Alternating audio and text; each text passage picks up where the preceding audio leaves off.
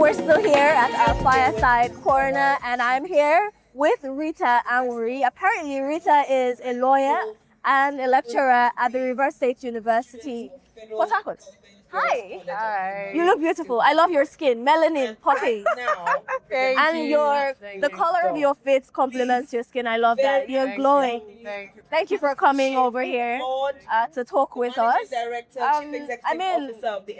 Let's delve into your field as a lecturer.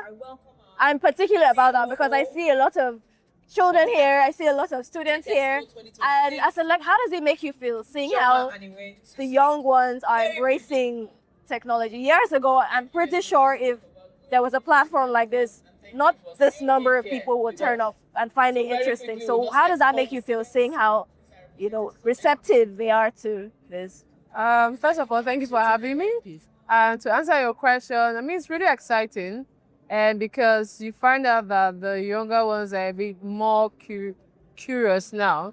And I think I'm going to thank COVID for that because everybody was locked down and we had to think outside the box. So post-COVID, a lot of things have changed. You have more younger people delving into tech, creativity, and the rest of that. So, the future is bright, but we'll see how that goes. Okay.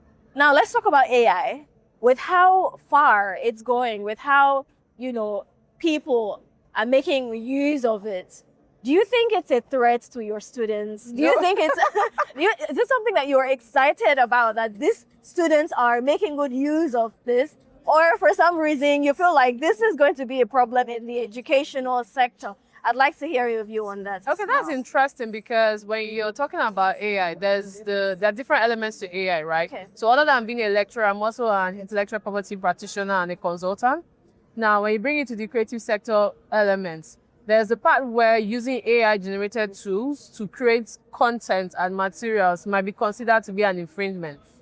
However, if you look at how it's been done in the US, where students are encouraged to adopt the use of AI, you have to do that with a disclaimer. Okay. You also have to be intelligent while using it, because at the end of the day, you're the one that's controlling the AI with your prompts, your paraphrasing, and the rest of them. So if it's not well guided, your student or the younger ones can become a bit redundant when it comes to knowledge base, right?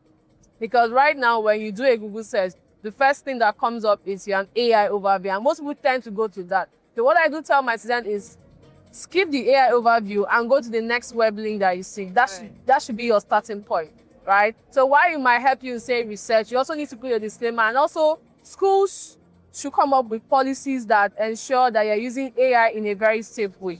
So if you also want to expand the conversation, there's something called cognitive property, whereby you acknowledge human contribution, but you try to manage the use of AI by ensuring that there is no misinformation that is being thrown out there. Yeah. So there has to be some sort of guide, let everyone know that using AI is not bad. And also we need to dead the idea that AI is going to take everybody's job. Okay. You know how they say you have to learn, unlearn, and relearn. So it's those who learn how to use AI properly that will not be out of business. Rather, those that do not learn how to use AI rather, that will be out of work. Okay, so in our educational sector in Nigeria, do you think we're keeping pace with technology?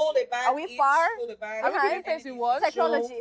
If you look at, so if you take it down to secondary school, a lot of students are experimenting with research, technology, building, and innovative stuff, right? You always see in the news of a school came up with this concept, came up with that concept. I think what they may not have figured out is how to commercialize and exploit what they've built in terms of also encouraging the students to actually participate in innovative ideas, right?